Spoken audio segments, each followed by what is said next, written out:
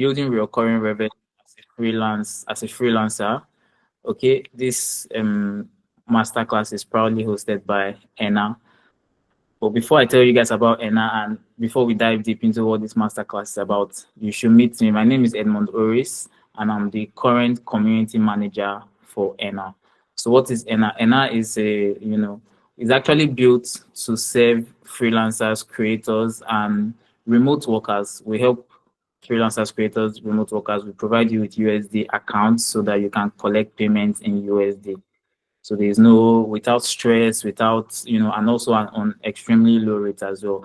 And more importantly, we also help you with virtual USD cards, so you can use to make payments on any platform in the world. You'll be able to pay for your ChatGPT Plus. You'll be able to pay for your X Premium. You'll be able to pay for be able to use our cards on Namecheap, on anywhere, Meta ads, Google ads, Instagram ads, Snapchat ads. Basically, anywhere you shop online, you'll be able to do that with Enna.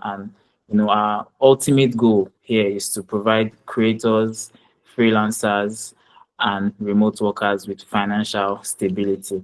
Okay, so really excited to have everybody here. By the end of this masterclass, we're going to be giving two massive bonuses, like I said, to everybody who attends and everybody who stays to the end. If you're a remote worker, this is something that you don't want to miss. You understand? If that's the only thing you leave here with, it's going to be massive. But that's not the only thing you're going to leave here with, because we have two fantastic guests that are going to be, cooking and sharing with us. So first we have Victory. I'll just call you guys by your first name. We have Victory, and then we have Yusuf. So just a little bit of context here. So I was going through Twitter and I saw Victory's tweet that said, as a remote work has no job stability, and that's something I really connect with, because like I said, I've been working remotely since 2018. I've seen things, I've heard a lot of stories, so that one really spoke to me, and I like that tweet went viral. And just going through the tweet and seeing all the comments and the reaction, I'm like, okay, let me reach out to Victory and see how we can talk about this a little bit more in depth and just get more foresight. So I think I would like to start with that, Victory. So I don't know if you remember the tweet I'm talking about specifically, and so I would like to know, like, what prompted that tweet, and how did that tweet come about?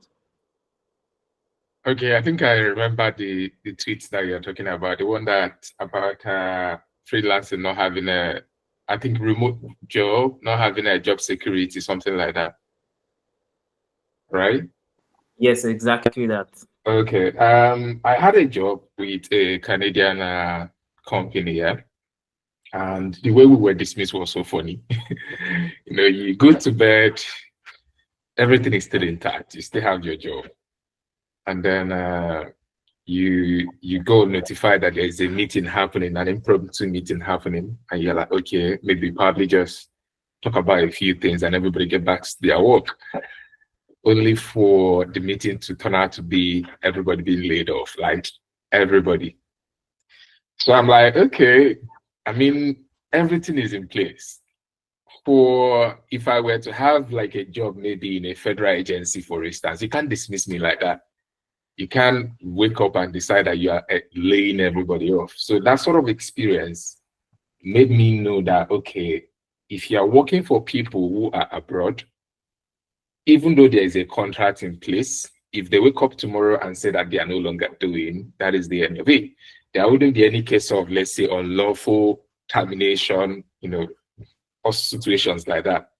So that was what prompted that tweet, and I think it's important that I put it out. And when I did, I realized that a whole lot of other people were equally have the same experience. You don't really know what is going on until you actually put out some certain conversation out there. You start hearing a whole lot of other people sharing their experiences. So it wasn't a personal stop for me. It was that a whole lot of other people are going through that. So that was what the entire tweet was about. Okay, well, that's massive. It was something it was a relatable tweet. I think that's the reason why a lot of people connect with it. Okay, so before we go to Favour, please, it would be nice if you can turn on your videos. It would be nice so we can see your face, so we can connect with your words, and it's just going to be nice, especially our guests, please. Okay, so I'll go to Favour next. So my boss, my boss is prepped. So Favour, I don't know if you saw the tweet we're talking about here. Yeah, I did. I Okay. did. I actually dropped a comment. So I mean, I have personal, me, I even have personal experience. So for the past 4 years, so a little bit of a context, I've been freelancing. For the past 4 years, I was working as a full-time content writer for a company called Red Cloud. They were in UK, but they have operations in Nigeria. But I'm part of the UK team, and I was getting paid in over $2,000 per month, right? So it was a very good job. So I wasn't, I mean, that's why I didn't build my personal brand. I wasn't selling any course. I wasn't doing anything. I was just going to work, doing my work, collecting my salary and feeling fly. And then so the company was trying to raise, sorry, I've gotten used to using we because I spent so long at the company. So we're trying to raise money, right? And How long? but my How long did you stay? How long do you spend with them? 4 years, 4 years, 4 years. Oh I yeah, joined 2021. Yeah, 2021. Yeah. massive. So yeah, so the first thing is that okay, I'll go into that when I start talking about building recurring revenue. But let me just talk about my story of why that tweet resonated with me. So we tried to raise money and then we raised that far lesser than we experienced. I think we raised 20 million. They raised 20 million when we were trying to raise 100. So that's a big deal, right? And it was also that January where Trump came in and started, messing around with the stock market. So the stock price dropped, I think, about 60%. So there was real trouble, right? And so long and short, our salaries were delayed for the first time in 4 years. Our salaries were delayed in February, not because they couldn't afford it, but because of regulatory issues, right? There were regulatory issues because they IPO'd in the US, but the company was in the UK. So there was that stock. So we had issues collected. We collected February salary at the end of January salary at the beginning of March. Then in April, right, they now basically said that they laid off everybody. In the marketing team, they laid off, I think out of my team of 7, only 2 people were left, right? So this was a job that I've been doing for 4 years, right? Thankfully, I've always had at least one other gig. So at every point in time, I always want to have at least 3 different gigs for stability. I think I've mentioned on Twitter that my coach taught me that you shouldn't let any one client be more than 50 to 60% of your revenue, so that if one drops you can always quickly bounce back and get another one. So I wasn't broke, but I lost more than 80% of my revenue. And since then, I started thinking about what are the other things that I could have had or I should have had that helps me to diversify. So I'll go into why I think the way I think, but I responded because I do resonate with the idea of you waking up and it's not like you did anything wrong. It's not like your work wasn't good due to circumstances beyond your control. The company says we can't work with you again, and boom, you have to be let go. So I think it's important that you start thinking about what you do around that area. So yeah, that's why I resonated with it, and that's why I responded that we need to start having conversations around how do you build recurring revenue, both from a freelance perspective and from a business operations perspective. So yeah, Yeah. that's my answer. I hope that made sense. Yeah, of course it does. It does. It really makes sense. If you've been with a company for a year, 2 years, you start to get a little bit comfortable that okay, I think I found this could be it, and you don't think that anything is going to go wrong in year 4. You understand? So it's really inspiring. So let's come back to you, Victory, because you were the one that made the tweet. So when did you first have this realization as a freelancer, obviously, and then what was your first solution? So like what was the first step? What was the first step you took to try and build something that was a little bit more recurring? Uh, I think the first step that I ever took to something that paid me, continually, it wasn't. I think it was products, kind of productizing your knowledge. You put it into something that people can actually like purchase. That really was the first step that I ever took, to be honest with you, because it was what I feel like is the easiest entry when you're talking about building recurring revenue. That is like the easiest that anybody can actually like take. And if at some point anybody in this meeting asks me, okay, if I want to do what you have done, what is the easiest way? This is what I'm going to tell you. Find a way to put in your products, your knowledge into your products in such a way that you create it once and you can sell it as many times as you want. Because I feel like that is the beauty of digital product. You just need to create it once, unless you want to constantly keep updating it with newer information, and then that is going to work. But if you're looking at something you can just create, I have product that I created many years back, about 2 years back. They are still there. All I just need is make a few tweets about it, it goes viral, people sees it, they go to the seller link and they buy it. So every single week, there might be, let's say, 5 or 10 sales happening. And these sales don't even need me to be awake for them to happen. I just need to put out the link there. Anybody can stumble on it, find the information valuable, they buy it. I wake up in the morning, I check my email, and then I'm seeing that something actually happened and an income has, that is in there. So I think that is going to be what anybody should be looking at, because that was the first step that I took before we even started talking about, okay, how about, putting this thing in such a way that you can actually like teach people, get them to pay to teach them. So yeah, that has to be the first and easiest way anybody can actually like start going about doing something. Because I appreciate your answer. Okay, I will come back to like what was the specific product. I would like you probably if you can tell us the name of the specific product and what year did it start. Because one thing that I think most people don't realize that most people don't actually get to the point where they realize that I need to build something that is real. Like most people don't realize that they have a problem. So like at what year did you realize that, oh, this thing is good, freelancing, making a lot of money online and everything, but is that instability? And then what was the first product you created? It was in 2023, yeah, because that was when I had my biggest breakthrough, and then after that I had international client as well. It was that year that I started looking at, okay, what happens when you can no longer be available? Because I think at one point I felt sick. And, when you are sick as a freelancer, money doesn't come in. It rarely comes in, except you have a remote job that is stable, that you already know what you can predict what the income is going to be at the end of the month. And you can easily like ask them to give you a sick leave or something like that. But if you don't have it, you're going to realize that the moment you're not feeling well, you are barely making any money, except people who are owing you that are going to be paying you at that time, right? So it was at that point that I started looking at, okay, you can't possibly be doing this forever. And what that means is that those times that you got sick and couldn't, make any money should be an eye-opening. So maybe we should actually start looking for what possible ways can you find a way to aim even though you're not available, right? And I think that was 2023, like I said, that was the beginning of all of it. So it really would hit you at some point, as I feel like part of the reason I started the conversation earlier this week, I made a couple of tweets talking about how you can't do this forever. You can't freelance forever. You need to find a way to go into entrepreneurship. Because I've started meeting a whole lot of young people who are designers, and they're not really realizing that you can't do this forever. And I think it's the reason, these conversations are really important, so that people can actually start seeing that. Because freelancing it can get into your head. You could be making a good amount of money and you are so relaxed. You're like, okay, this is good. At the end of the month, you are seeing at least 1K, and you're like, okay, this is actually nice. Because when you compare yourself to the other Nigerians, 1K, you don't mean 1,000 naira, right? I mean like 1K, like, right? Okay, 1K dollars, right? Let me put the currency there. You make 1K and you're like, okay, this is actually nice. Because when you look at other people around, you're probably doing a whole lot better than them. And it's very easy for you to slip into a very comfortable place with that. Not realizing that you're just one sickness away from all of this money vanishing. And if you haven't experienced it, you're not going to know.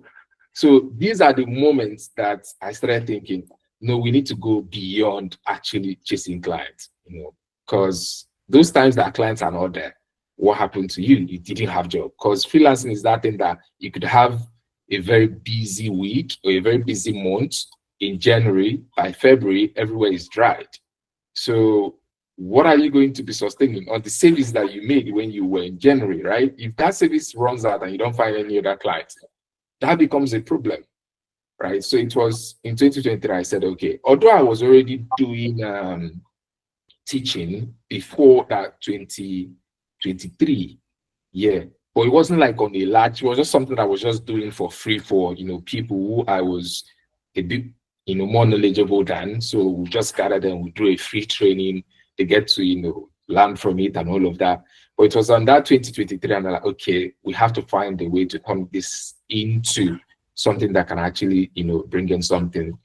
And I think I've been doing it until it wasn't until this year that I started looking forward to, okay, how about if you're not there? Can it function? And that brought about the idea of building it into a proper academy, which is where we are at the moment. Okay, so we're going to come there, but I really want to know and just discuss more about your academy and more about like how you started and how that's going, because I also have an academy myself. Okay, but I would like to speak with Favour first. So I think you are a mechanical engineer, right? Or like I studied mechanical engineering. I'm not a mechanical engineer. I studied mechanical engineering. These are okay, two different things. okay, I've so not practiced for one day in my life, so I studied mechanical engineering. so when did you make the switch from that to, you know what, I'm going to be a freelancer and just make money online? All right, so there are a number of factors that contributed to this. First is I was never a really good student. I was very smart, but I was never a really good student because I hated the Nigerian education system. Since 100 level, I basically gave up. I remember that day, if anybody knows OAU, we used to have CHM 101 chemistry at I think 8 a.m. in the morning. And this was during Amatan, right? It was during Amatan, there was no light, right? And very cold. For those that know Ife can be very, very cold because there are a lot of trees inside the school. So I woke up, I was staying in our hall, very, very like close to 30 people in a room, even though officially we should be six. You know the way Nigerian universities are. So I woke up, I couldn't take my bath. I had to basically enter into the cold, go to class, and then I got there. Now I got there like I think 7:30 for an 8 a.m. class, and I was I think the fourth row from the back. Everywhere was full. I waited, and then class came. The lecturer came. There was no light.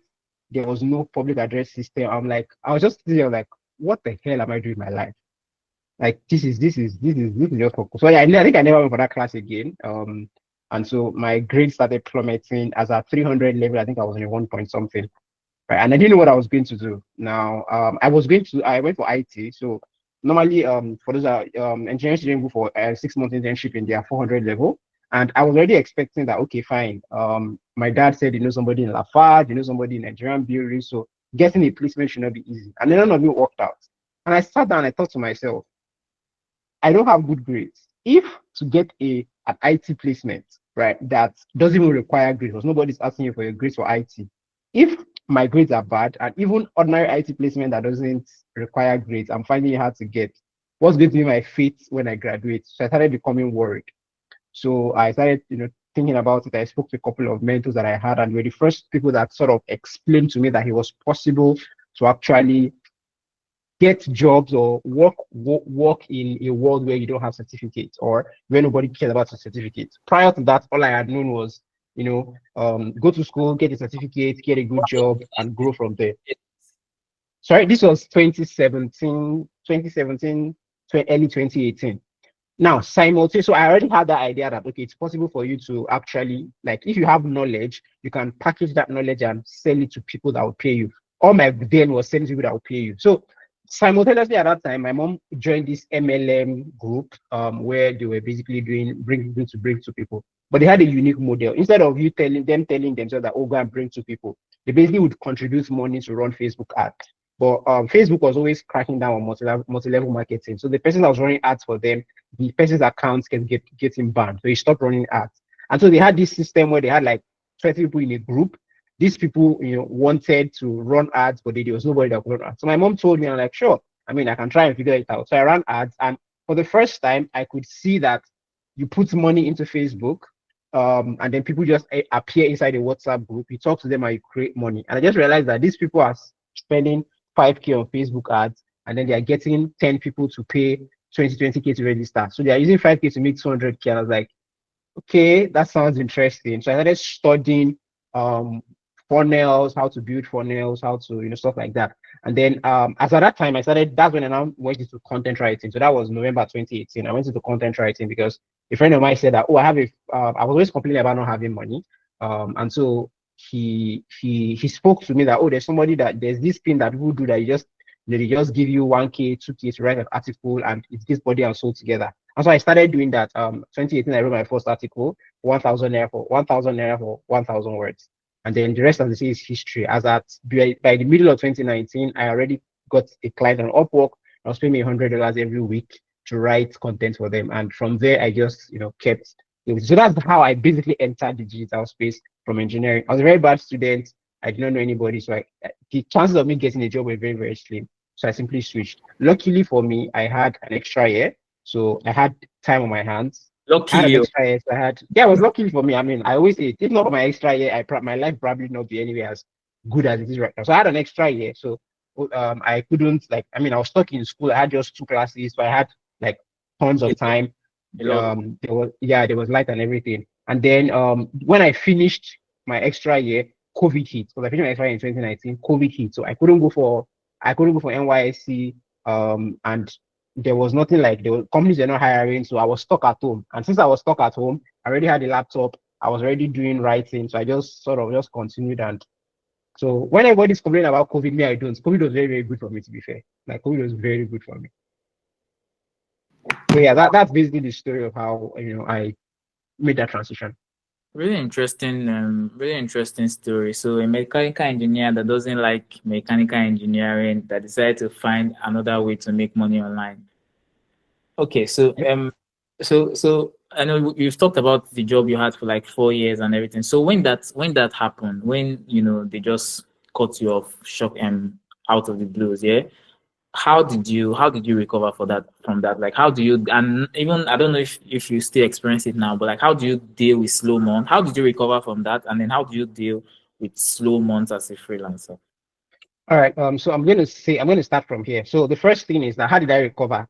Thankfully, the company was very, very well structured. So I had a garden leave. So garden leave is basically normally when you want to resign, you're supposed to give a month's notice. So also when they fire you, you have a month like sort of notice. So basically, I got fired on I think the end of April, but I had 4 weeks, right? So I had 4 weeks where I couldn't do anything, right? I was locked out of the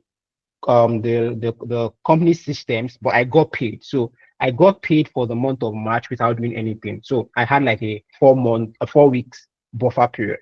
That's number one. Number two, like I said, I never have only one thing going for me. So at that point, I had two. At the beginning of the year, I had three, but the company I was working with in Australia, they ended the contracts because I was too expensive for them, and I'd already accomplished much of what they wanted. So I was already relatively used to clients dropping, but this was the biggest one because I mean this was my most stable. So I still had one other contract going with the client in Australia. That one paid about $600 to $800 per month. So that was good. And I was lucky enough that at that time they had a lot of work for me. So my hourly income from that actually increased slightly. I still had my Upwork account where I just apply for jobs like once in a while. So I really, really delved into applying for jobs. So that was the second thing I did. So for that for that 4 weeks where I had garden leave, I was applying for jobs like a crazy person. That's also when I started creating talking on Twitter because I had more time. And that's where I started building my personal brand. So what I did in that period was I thought I took a day to cry about it, to talk to my girlfriend, my parents, and like, oh, more things have happened though. And everybody was like, oh, don't worry, go to do another one, blah, blah, blah. And then I went back to work immediately. I think I was told on a Thursday. By Monday, I was back to work. I was sending out proposals. I fixed up my LinkedIn, all of this kind of stuff to get what's the word now? To get more jobs. So within that period, I think I've gotten like 3 sort of one-off jobs that coincidentally paid quite well. I had a client that I think gave me a job that was $1,600 per month, even though we had to end it due to some differences.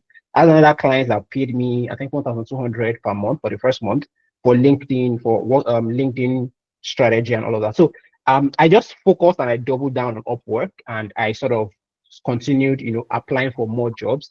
That's number one. Number two, one thing I'm exploring right now, like Victor said, I'm exploring actually building out my personal brand. That's why I'm here, because you guys saw me on Twitter before March. Nobody knew me on Twitter, so that's one thing I'm really, really, delving into. The other thing that I'm focusing on is building our product. So I have had product ideas at the back of my mind, but I never saw the need to pursue it because it's stressful to build for Nigerians when you can just package it and take it to the foreign market. So the first thing I did was I actually launched my first digital product last week. For those of you that follow me, I talked about it. It's a collection of AI prompts of you that want to write well. So whether you want to write on Upwork, whatever you want to write, right, as long as it's written content, I came up with a framework that can help you use AI to be better. So I'm testing that out right now. If it works, I'll push that, and I want to start building a library of digital products. I have so many ideas in my head, so many problems that I have solved in my personal and professional life that I want to, sort of package and start selling. So that's sort of the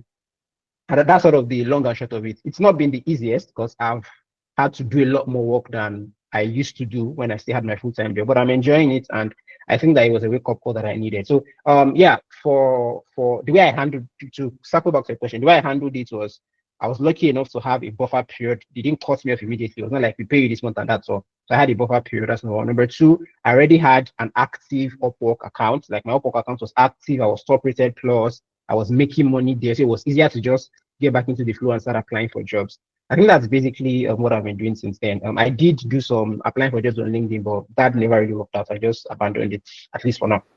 So yeah, that's sort of where I am right now, in my journey. Okay, so you just double down on Upwork, and then you start to build your personal brand, and now you're starting to come up with your own digital products, right? Yes, digital product. Yes. That you are building. That's massive. Well done. So guys, I hope you're enjoying the conversation. But I would like to come back to Victory. So I've been seeing your academy. I have a friend who, like I told you, I have a friend who attended one of your cohorts, and I think he's doing well for himself. And on my own, I think I even started to consider, applying for or joining one of your become a designer. Yeah, become a designer, right? So like, can you tell us a little bit about like your academy, and like what's your why? Like why is that so important to you right now? Okay, I started learning how to create designs in 2020. As of 2020, during the pandemic, I was doing factory work at Onitsha. So wait, before 2020, you had no design idea, nothing about designs? No, before 2020. It was 2020 during the pandemic, when everybody at that time was making the research how to earn money online, that I actually started making the same research how to earn money online.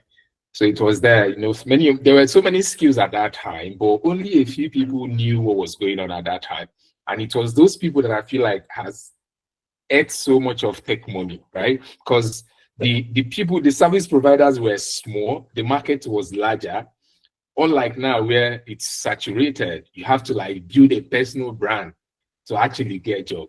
Before then, you just have the skill. Is it really saturated? Yeah, it's saturated. That's why you have to. But the thing about being saturated doesn't mean that you're not going to get a job. The thing there is that you have to put extra effort to get the job. All of us now are learning how to build personal brand and all of that, because why? That is the extra effort that needs to be, that you need to put in. Because if nobody knows you, nobody's recommending you, nobody's putting in words for you, right? So that's why it's important. But before then, you just need to have the skill, show a couple of people around you, and you're definitely going to find one thing or the other to do, right? So, but then 2020, I'm like, okay, this factory job will definitely not take you out of the, trenches, right? You have to find something else to do. So I started making research how to earn money online. Saw so many things, but then design kind of stuck with me, because why? I liked growing at that time. Anything visual art was really fascinating for me. So I'm like, okay, let's try this. But then in making that research, I realized that to learn design, everybody was talking about laptop and Photoshop at that time. So I'm like, okay, you can't afford a laptop. I was being paid 25K at the end of every month. And by the time that you take away transport and feeding and every other thing, nothing is left for you. So I didn't have a laptop. So I'm like, okay, how about phone? Phone can actually make design. It was in that research now that I found Canva. And that is where my name came from, right? That Canva Pro. Because Canva was the only tool, that could allow me to actually create what I wanted to create. So I started learning with, YouTube and all of that. But then at some point, you have to find a way to scale it. Yeah. So the entire academy started because I had this challenge that at the beginning, I didn't have mentors and tutors that were ready to teach. And that is beginning to happen again. I want to learn email design, and I've been looking for somebody who can teach me. I know many people are doing it on Twitter. I've reached out to them, but they all keep saying they are not teaching, And that was what was happening at that time, right? Because many people were just more focused about letting in and just live their big boy life, and that is okay, So I couldn't find somebody to teach me. It had to take me figuring it out myself. People will tell you, go on YouTube and learn. Everything that you're looking for is on YouTube. True, is on YouTube. But what you're never going to find on YouTube is the experience of the person that you're watching their video. And you're not going to get feedback from them as well. Have you ever dropped a comment on YouTube and actually get a response in real time? or in a week. It has to take like a couple of weeks before they will come back to that channel and check your response and then give you feedback. Now imagine learning design on YouTube and you are dropping, you got confused somewhere and you dropped the question and it took that person 1 week to come back and give you an answer. How is that going to actually help your journey? So it took me a long period of time figuring it out on my own. And that is why I didn't earn any significant amount from design until 2023. That is like 3 years after I have been in the design space. It was just 5K, 2K, 3K. If the gig is so big, they pay you 7K, you know, and all of that. But it was 2023 when I feel like I have figured it out so well that I actually made my first 100K and everything went on from there. So I wanted to provide newbie designers the opportunity that I didn't have, which was being there for them, actually sharing my experience so that they don't have to spend so much time figuring out design and actually aiming from it. And if you look at the testimonies that are coming out from our academy, it's usually them taking the, you know, the training in 1 month, because it's usually 4 weeks, 4 weekends that we usually do, Friday, Saturday, and Sunday for 4 weeks. Then after that, we put them into a group where, you know, they are going to stay being accountable. We call it accountability group and all of that. So the idea is that they are going to stay there, keep on getting the experience, keep on practicing, and keep on putting themselves out. Because that is another thing that nobody taught me, that you needed to go beyond just having design skill. You need to have a marketing skill as well. Because it's when you market that somebody can actually patronize. Because if you're just designing and just keeping it there, nobody is seeing it. Chances of anybody hiring you, really poor, right? So you have to design, you have to market. So that's part of the things that, you know, we had to like teach them and all of that. I didn't know it, but now I'm in a position to teach people actually that, and that is the entire reason the academy started. And I think so far we've been doing an amazing job here. Yeah, I think you have. So well done for that. Okay, so it's been really interesting learning from you guys and just listening to you guys speak. So many things, just, you know, so many ideas you guys are giving me, and just like so many things popping up in my head. So make sure you download, and there's going to be, like I said, just listening to these guys speak, you can see that one of the solutions to building recurring revenue as a freelancer is to develop your personal brand. That's one solution, just from listening to both of them speak, and we're going to come to that. And then the second one is to develop your personal brand and start to sell your own products. Okay, so my colleague has put where you can download NR from, so make sure you click on it. I don't know if I can pin that. So, but the second solution from listening to them is making your own digital product, and we have a specific bonus that addresses that for you. I'm going to be giving it to everybody who stays till the end. So make sure you stay so that you get that. Okay, so I was listening to you, Victoria, and you were talking about how you were charging 2K, 5K, 7K. So how did you, because, you know, I'm somebody that I love pricing. I love the psychology of pricing. So I want to learn from you now. So how did you, because I know that the difference between you that was working 2020 to 2023, it's possible you were working harder in 2020 to 2023, but when you figured something out, you took your prices, you literally 10x your prices to like 100K and all, and you're charging that people are paying, and I'm sure you've made so much money. So like, how did you, what changed? What changed? The Victory that was charging 7K, 10K per design, and the Victory that's getting 6 figures plus now, how did you, and how would you, you know, what's the word now? Is it advice, or what's your framework on pricing? Like, how do you price yourself as a freelancer? Because that's another thing too, because there are freelancers who charge really low, and then there are freelancers who, you know, charge premium price. So what's the difference? Like, how did you do it? All right. When it comes to pricing first of all has to come from a place of confidence, right? You have to first of all feel very confident about your delivery before you actually decide. So at the point when I started knowing that my designs are way, way better, and that what clients are actually looking for is a solution to a problem, I said, okay, how much solution are you providing to this person? Because if you look at my tweets, I don't talk about design. I talk about the solution or the value of the, because if you are giving me a design now, is it going to affect my sales? When I post it, if my objective as a client is to get sales, is your design that you're going to provide for me going to help me achieve that? if my objective for the flyer that I'm trying to get to post is going to be awareness, is it going to have views? These are the metrics that you get to look at. So when clients come, I get to like ask them question. I need to know what is success to you. This design I'm about making for you, what is success? When you post it, what are you looking to achieve? Is it sales? Because if it's sales, we're not going to be looking at it looking all fine. We need to prioritize some certain elements to be shouted than the other, right? So when I started realizing deep informations like this, I said, okay, we need to take it to a different level, right? So start looking at the design that you're making. If you're a designer here, though, stop looking at your design by how fine it is. Start looking at it by what solution is this design going to be providing? Because if you tell clients that this design that I'm making for you and your objective is visibility, this design is going to get so amount of views when people see it.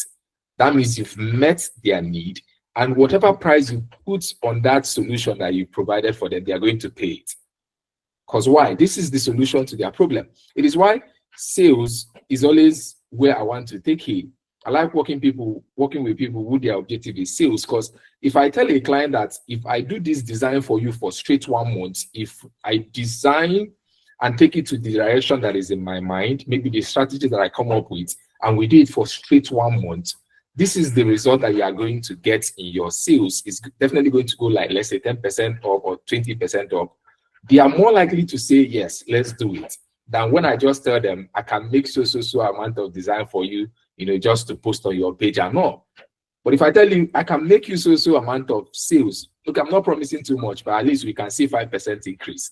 They are going to want to try it out. So that is where you could actually like start closing from and start pricing based on that value that you are going to be providing. So when I realized that, and that was it. I think it was last year or early this year that we did a logo design, and what the client paid was 400K. And when I posted about it, somebody was actually surprised. I'm like, there are people who are doing way more than that. But then I understand you being surprised because you're probably doing the logo for 100K, 50K. I know designers that are doing 100K, 50K logo and all. It's not like it's not feasible, right? But if you're able to tell me what this logo can do for me, just tell the client that they're definitely going to, pay you whatever it is that you're asking for. So the framework is simple. Go towards value and not just the design that you are providing for them. Make them see how your delivery is going to provide them, get them to the point where they consider it to be a success. I think that is, the easier way that you can actually go there. And whenever you are able to figure this out, whatever price you put on it is worth it.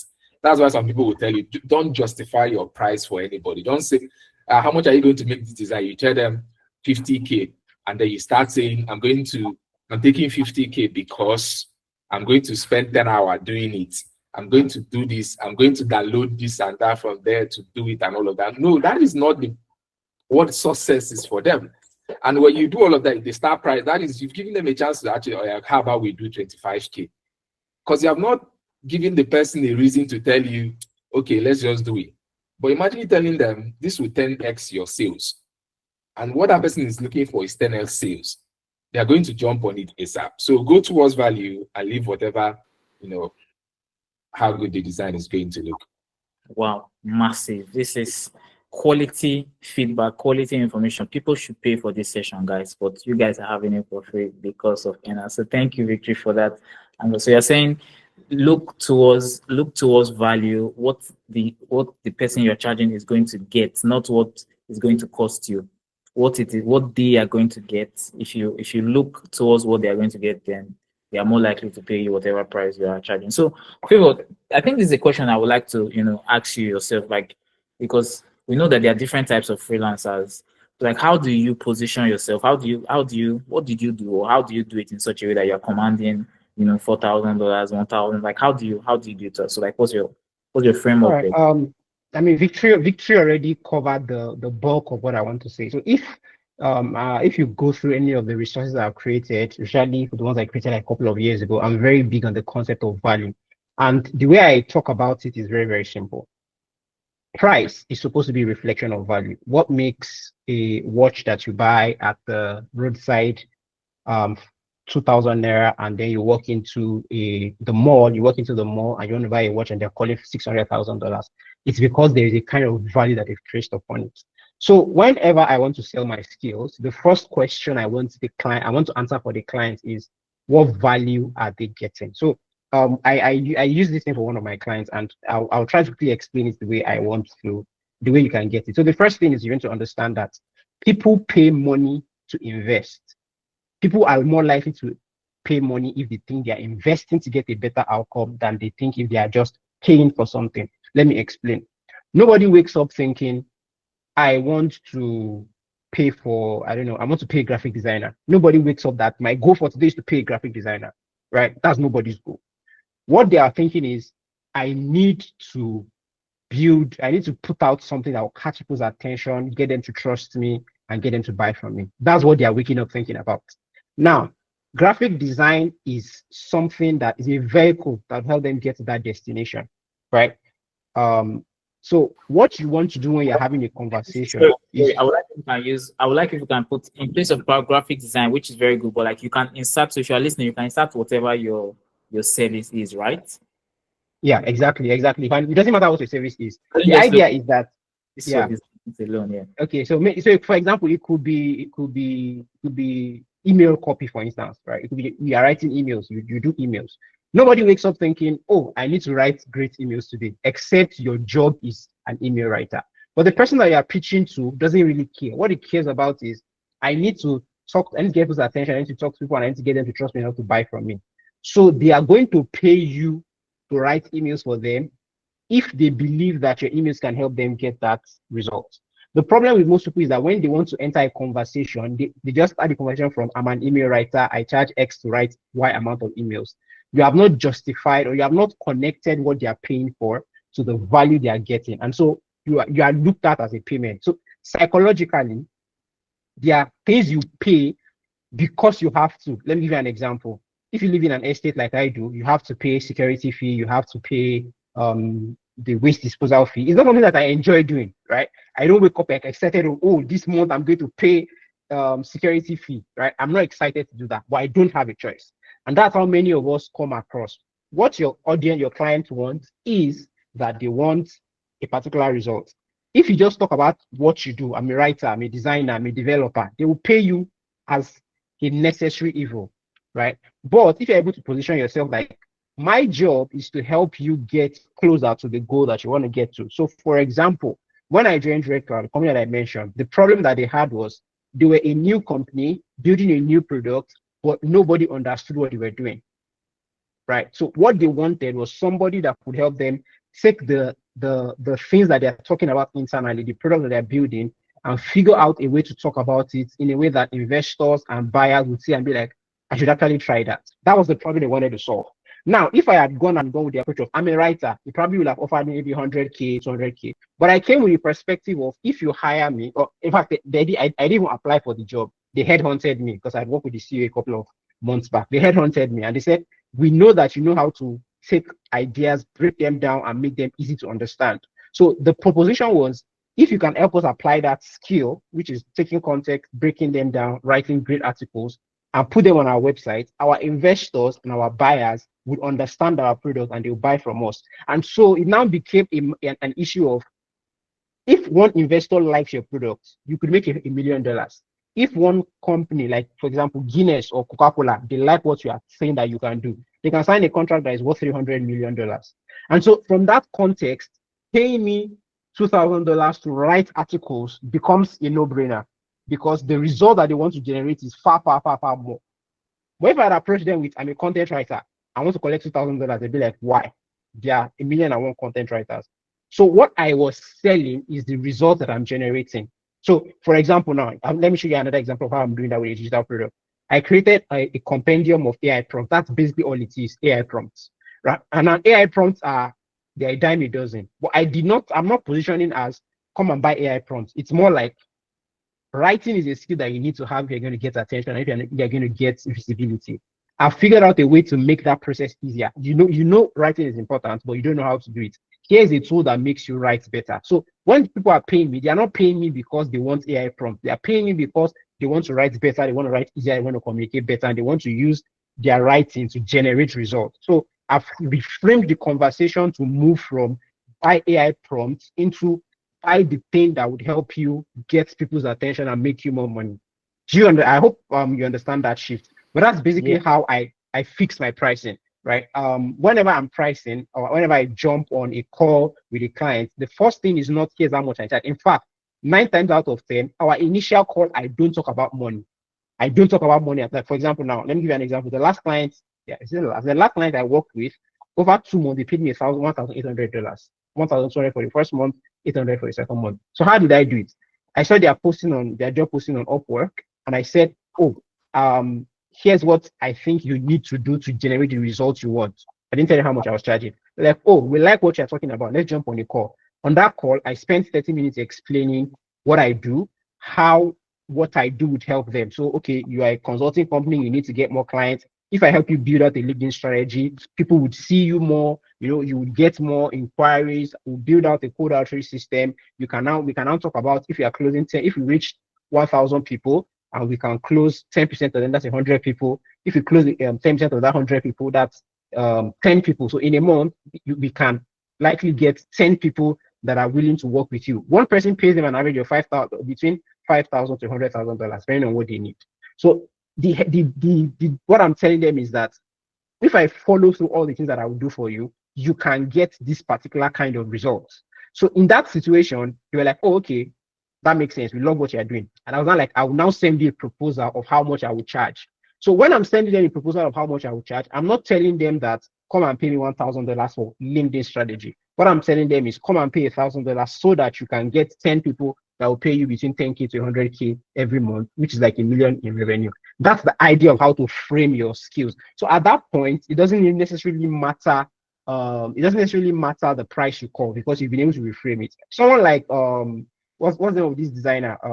Chris Do. Chris Do is not charging $1 million because he knows how to use Photoshop better than me. He's charging $1 million because he knows how to frame the solution that he's bringing. So when you walk into a company like Coca-Cola, he tells them that your logo is not striking enough. People are ignoring what you are doing. But if you change your logo, you have 60,000 outlets all over the world. With this change of logo, we can probably increase brand recall by 20%, which would lead to a 2% increase in sales. A 2% increase in sales all over the world means an extra $3 million, means an extra $50 million per year.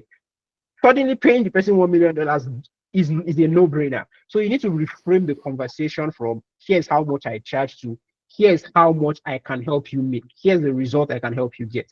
That's the real mind shift. The minute you can get that, the minute you can understand that there is no limit to how much you can charge. There are people like, I gave an example on Twitter, I think 2 or 3 days ago, right? There is a particular framework that I use for my clients. I learned it from someone that our company paid £10,000 to come and do. Basically, we're having problems. Whenever I want to try to talk to people, to talk to customers, they'll be like, what exactly are you? Because we had switched our direction a couple of times. And so they brought this guy to come and do messaging and positioning.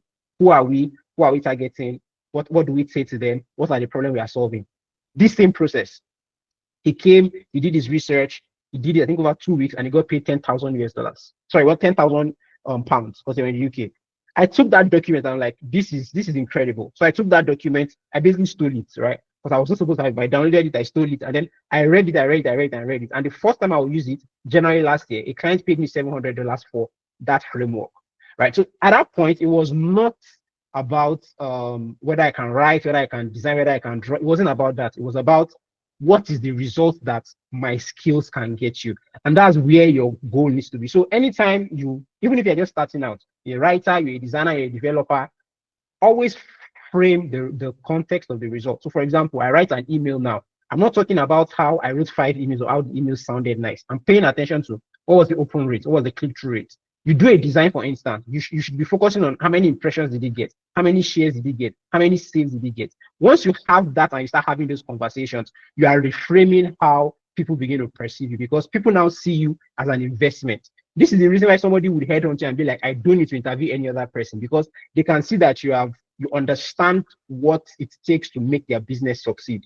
Right. So that's the mental shift that you need to have as a freelancer, a digital, whatever it is you are doing. That's the number one shift you need to have. And that's what allows you to build productized services. I didn't really get to go into product side services, but once you know the problem that you solve, you can now say, okay, instead of working with one client, you can just build out a product that helps you solve this problem, because you've been solving that problem over and over and over again for your clients. You can now build out a product that instead of me charging you $700 to fix your personal positioning, I can create a framework and sell it for $50. And if you buy this $50 product, your positioning is fixed, and I can sell 10,000 of it and make $50,000. That's sort of the idea behind going from just a freelancer who has a particular skill and solves a problem into productizing your services. So these are some of the things that you need to learn to stack on top of each other to build recurring income as a freelancer. I hope I wasn't too confusing. I hope that if you have any questions, please feel free to ask. Wow, it's really it's eye-opening. I think that's the word I'm looking for. It is eye-opening, and I'm happy that none of you are held back here today, and you guys have literally just given us the source for free. That's massive. So thank you guys for coming. So I want to keep this space, this masterclass under an hour. So we have about 4 minutes left. So I would like us to just take questions so that we don't keep everybody past the time, because these guys, make no mistake about it. Forget that we're saying them and we're just changing. These guys are busy men, very busy men. It was incredibly difficult to get them here, but we appreciate them coming. So now you have a chance. If you want to ask them any question, I saw somebody raise their hand, so maybe so that there's no noise because we don't know where you are at, maybe you can just leave your question in the chat. Okay, so if you have a question, just put it in the chat and I will read it for. Maybe you can direct your questions to any of them, because I think for me, I'm done. I have maybe one more question for each and then we'll close. But let's know about that. So there's a question, guys. There's a question. So somebody says, I would like to ask you, okay, no, somebody says, my question as a designer. So I think, Victory, this is going to you. How do you determine the niche to work in? Or I don't get what this person is saying. So like, how do you determine the niche to work in? Or being all round, is it the best? Like, are you a niche designer, or you are just a general designer? Victory. About niching, yeah, you can't be a general designer. That is the thing there, because you have to get your messaging right. And when it comes to message, you are supposed to be talking to one particular person. So imagine when you are not niche down, that means you are sending your message across to different people. But when you have a specific people that you are reaching with your message, it's easier for them to hear you, know that you are solving their problem, and actually come to you, right? And if you look at me, when I started, making headway in design, some people started saying, I mean, you could afford a laptop now, you could actually like go onto Photoshop and all of that. But I said, no, I still stayed doing the Canva thing, because many designers, many clients that I were working with at that time specifically wanted a designer that is working with Canva, right? Now, I've been able to niche when it comes to two. So anybody who is coming to me is somebody who really appreciates Canva's collaborative and structured, because I think that's what most companies are getting from Canva. It's not like Photoshop where one person has to be doing the work. Many people can be working on Canva at the same time on the same, design and all of that. So yeah, you need to find a way to actually niche down, pick up something. It could be packaging design, so that people who are coming to you know that I'm coming for you for packaging design. And that helps your messaging as well. Your social media message is going to stay at one direction, talking to one particular person who knows that whenever I have problem about packaging design, this is the person that I'm going to. Now, I get tagged to a lot of designs that are asking for, a designer that works with Canva. Why is that happening? Because over time, I've established myself through my messaging that I'm solving problems for clients that want somebody that works with Canva. Clients that problem that they have is connected to Canva. So whenever there's a problem like that on Twitter, more people are going to tag me more than they are going to tag any other person that works with Canva. So that is it. Find a way to niche down, pick out one thing. It even helps you charge a whole lot better, because once your messaging is clear, the clients are going to come. Just put your price on the solution that you are providing for them, and then that's it. So don't be the general person that does this, does that, does that. It's not going to help you at the long run.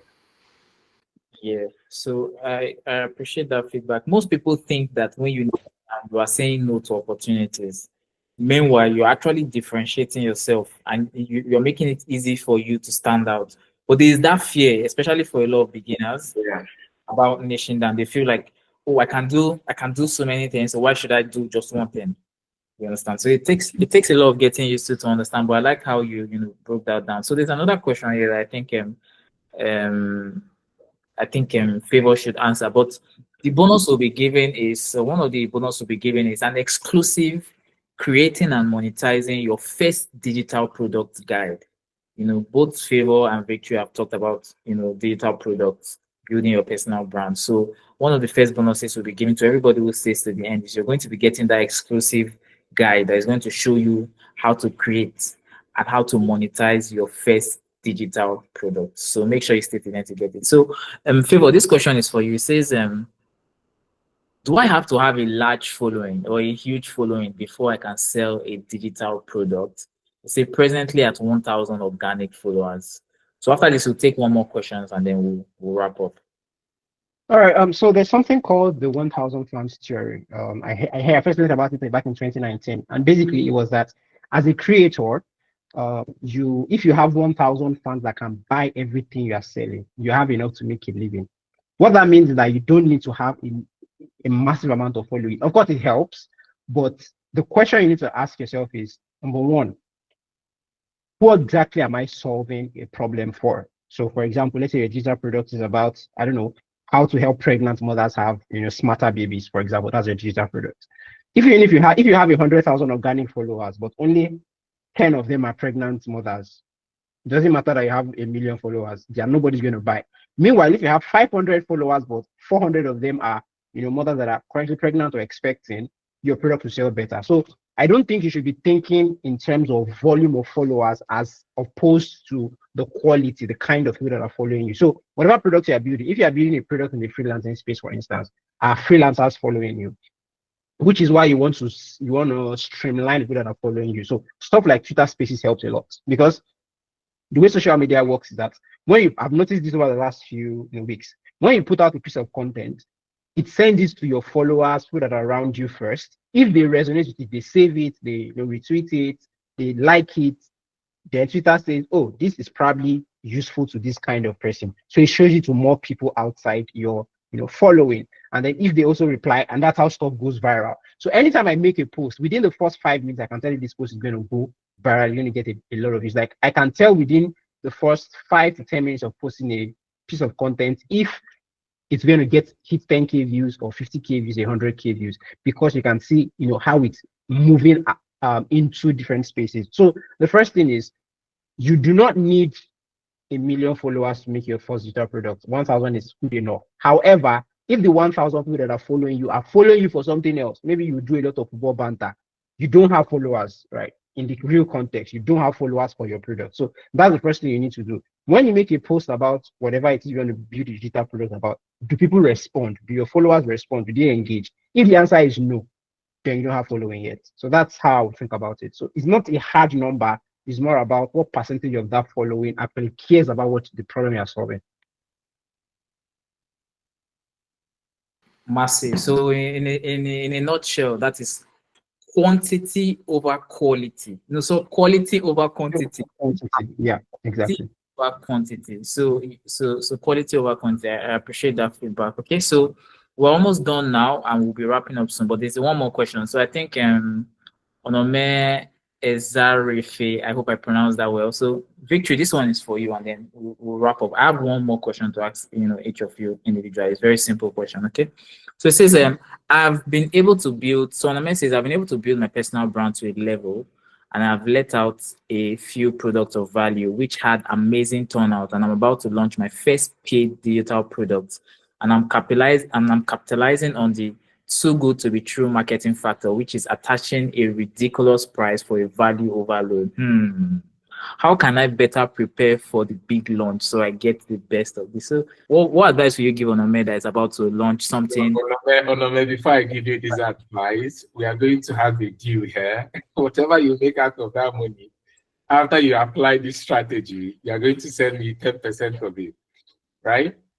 So here's the thing here. Since you are looking to launch, I don't know the dates that you want to launch. What I'm going to be giving to you now is going to be so practical. And if you apply it, trust me, you're going to get a really good result. Now, this is how I launch. Let me tell you from a place of personal experience. For every cohort that we launch, we create a wait list. Create a wait list. It could be a WhatsApp group. It could be a Telegram group, but make sure it is somewhere that you can supply them content every single day until you launch. Now, this wait list that you are going to create it. It could be 3 months before you even launch. That's why I said I don't know the dates that you want to launch, but it could be as far as 3 months before you launch. Create that wait list.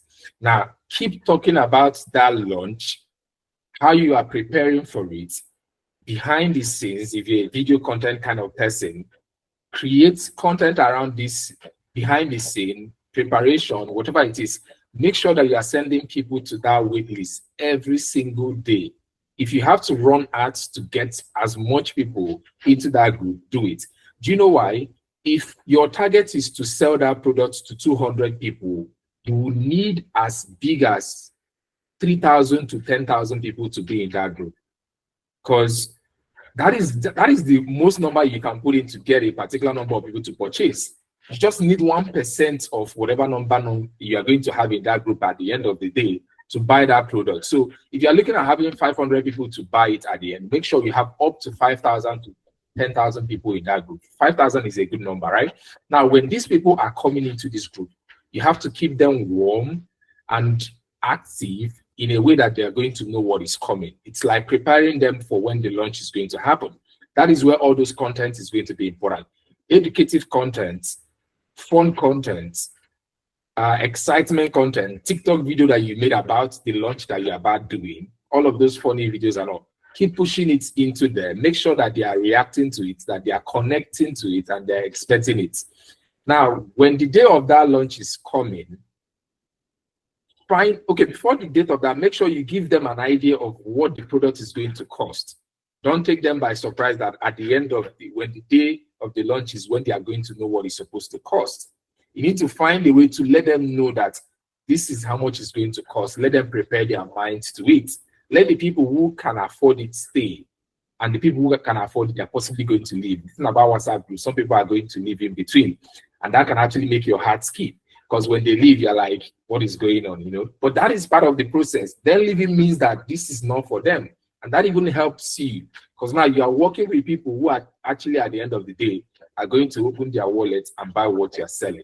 So with you updating them all through that month until you actually get to the final dates, it's going to be easier for them to buy. Because now you have people who are connected, stay true, know what you're about launching, how it can possibly help them, and they are ready and eager for you to actually put it out already so that they can actually start buying. So on that day, put out the link and then keep warming them up. Don't stop posting about it when you have launched.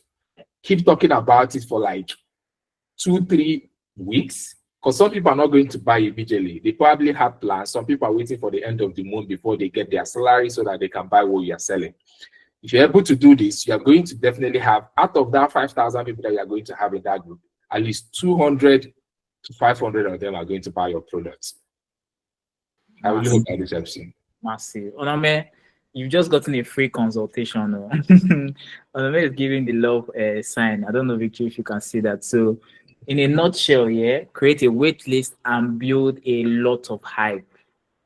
If you create a wait list and then you send a lot of people to the wait list and you build a lot of hype before, so like most of the work is done before you launch. Exactly. You understand? Most of the work is done before you launch. People, I tell my team, I say people buy your product in their mind first before they pay you for it. You understand? So that's why like marketing is important, and growing your personal brand is super really helpful. So guys, it's been really exciting speaking with you. I appreciate you guys coming and you guys sharing your knowledge, your wisdom, your time, your attention. It's a really touching subject for everybody that is here, everybody that is a remote worker, everybody that is a creator, everybody who, remote workers, creators, freelancers, everybody who makes money online. This topic is something that is relevant, and it's something that will be relevant in the next 2, 3, 4, 5 years, because that's just the nature of what we do. So I'm happy we'll be able to offer like real life solutions. One of them being building your personal brand, and that's why our next session at NR, the next one we'll be hosting next month, is going to be tied. It's going to be around how you can actually build your personal brand, because that's one of the solutions we've identified today. So we've already reached out to a speaker, and we're going to be sharing more information with you. So make sure you join that. It's going to be happening next month. But before then, I have one more question to ask both our guests, and then we can finally let them go so they can, go and go back to doing what they are doing. But before I ask my question, I want to say, if you are here and you have not downloaded the ENA app, then you are wrong. Yes, you are very wrong. I see somebody asking how can I download this session? Don't worry, the session will be shared to your email immediately or later after this session. So don't worry about that. Just pay attention, okay?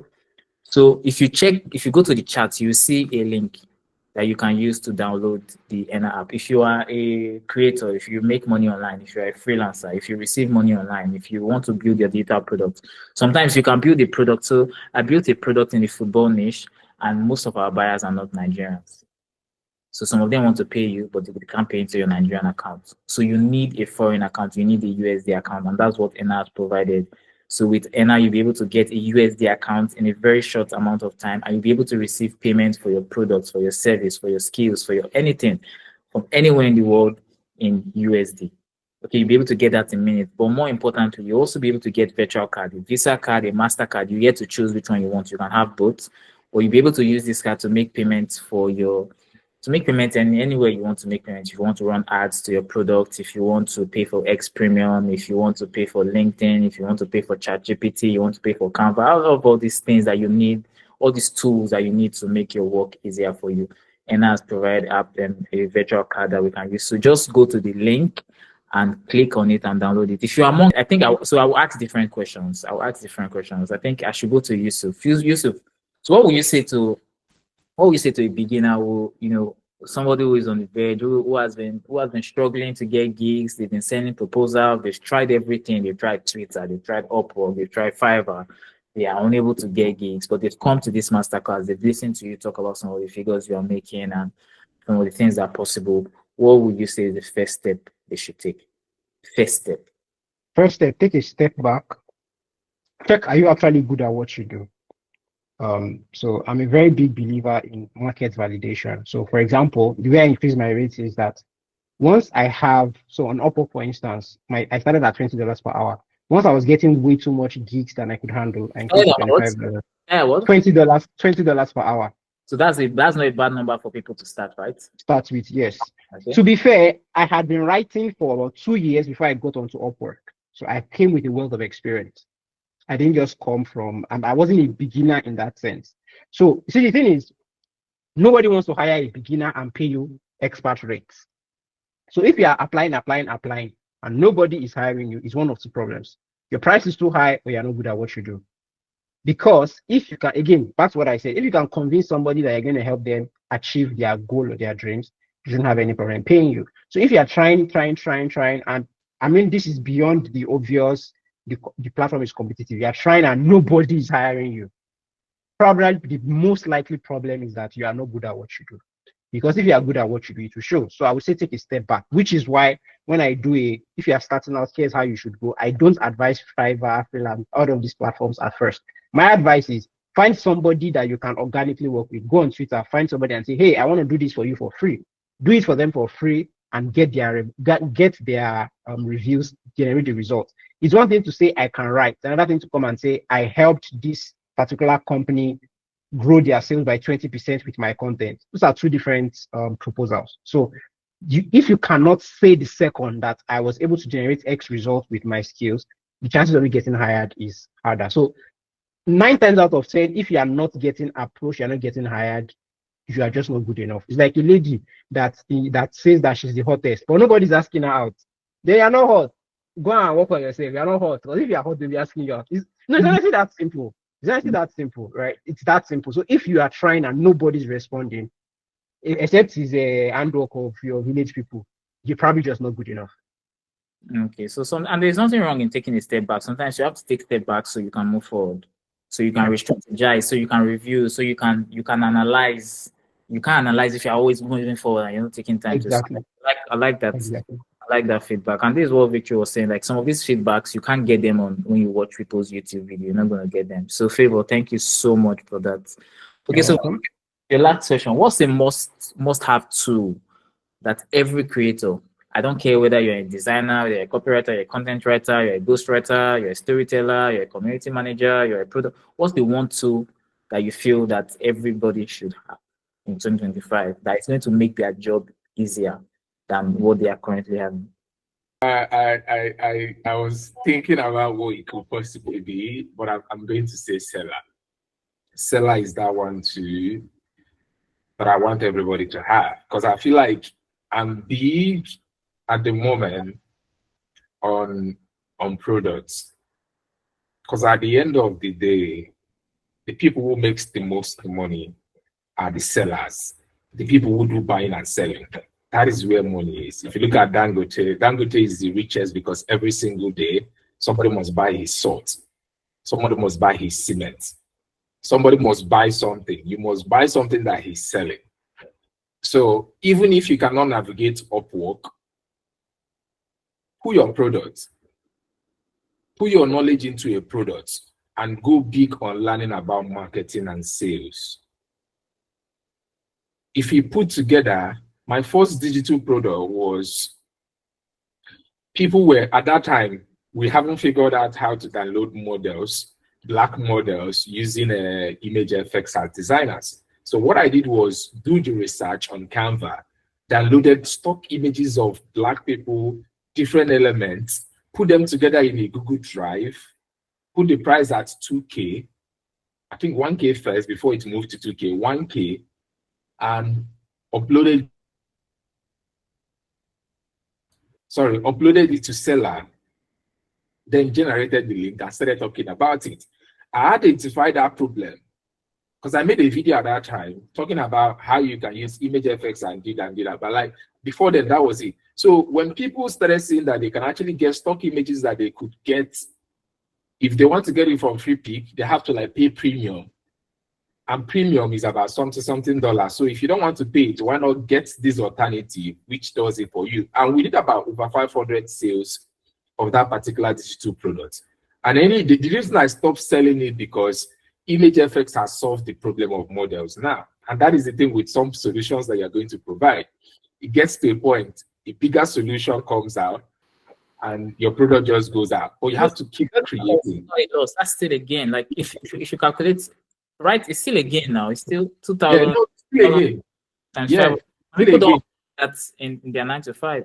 Yeah. So imagine if you are struggling with clients, but you know a lot about marketing, positioning, sales, and all of that. You can be like, let clients stay one side first. Let me put this energy that I'm putting into downloading Upwork, setting up profile, spending money on connect and all of that, and put it into actually selling something and see if they are going to buy.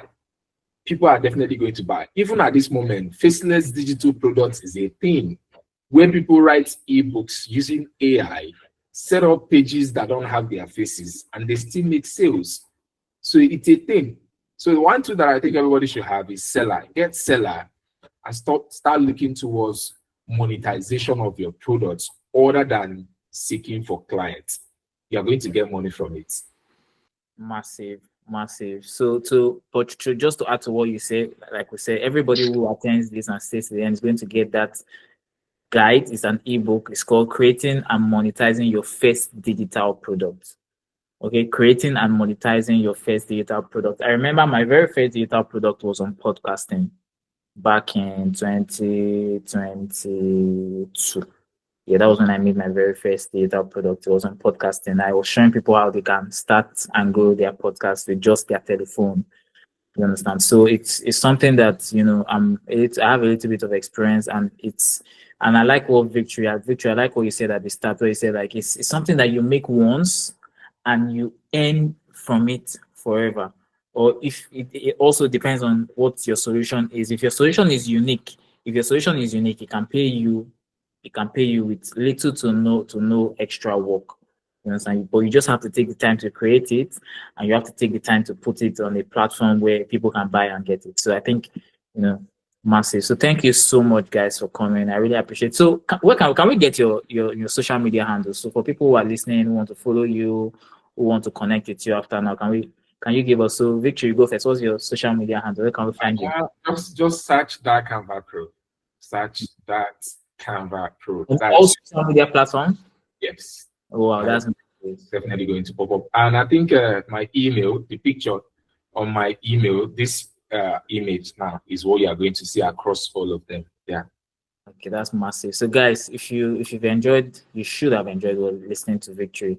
Just make sure you follow him on social media on Twitter. He's very active on Twitter. Victory, please, you follow me back. Oh, he's very active on Twitter, and you'll be able to interact with him in real time. So check him out at that Canva Pro, and you'll be able to see some of his brilliant content. So, how about you, Favour? Where can we find you on social media? I'm more active on Twitter. My handle on Twitter is Favour Yusuf one. I opened it a very long time ago, so that's why it doesn't have any of the professional sound. I probably would do a revamp soon of all my social media platforms handles. But right now it's Favour Yusuf one. Favour FAVOUR Yusuf then number one. I think my name on Twitter is also Favour Yusuf, like nothing. And yeah, Twitter is basically where you find me. I don't use Instagram much. It's basically Twitter. Yeah, so that's yeah, you can follow me on Twitter. I post like stuff that would help. Like I do deep dives, I talk about freelancing and all of these kind of things. And over the next couple of weeks, I'm hoping to build out a couple of things that should help people that are looking to get into freelancing and all of that. So yeah, looking forward to seeing you people there. Thank you guys so much for coming. So guys, make sure you follow Favour at Favour Yusuf one. It's been really, I'm so grateful to have you guys come and share your knowledge with me for free, or just appreciate the time and everything. It means a lot. And thank you to Enna for making this possible. Guys, I'm the community manager at Enna. So if you have any issues, if you download the app, I say a lot of people have downloaded the app. If you have any issues, just hit us up on our social media, Twitter. That is join Enna. At Twitter, join Enna. If you have any issue, just send me a message. I reply in minutes. I'm the fastest social media replier in the world. So if you reply me, just know that you're going to get my reply in minutes. If you have any issues, I'll be there to help you, solve it. For those that have downloaded the app, next month, we are going to be hosting somebody who is going to show us practical steps on how to build your personal brand, because that's something that you need. It's going to be difficult for you to sell digital products if you don't have a personal brand. Maybe if, Victory can argue with me, or Yusuf, if I'm wrong, you guys can tell me. But with a personal brand, everything online becomes 10 times easier. Personally, before, like, I used to tell people I don't apply for jobs. I don't apply for jobs because once I tell you my Twitter handle and I tell you what I've done for myself on Twitter, everybody starts to take me seriously. So we'll be doing that for you guys next month. So make sure you are there. Until then, let's keep winning, let's keep growing, and God bless you guys. Good night. Enjoy the rest of your day. Cheers.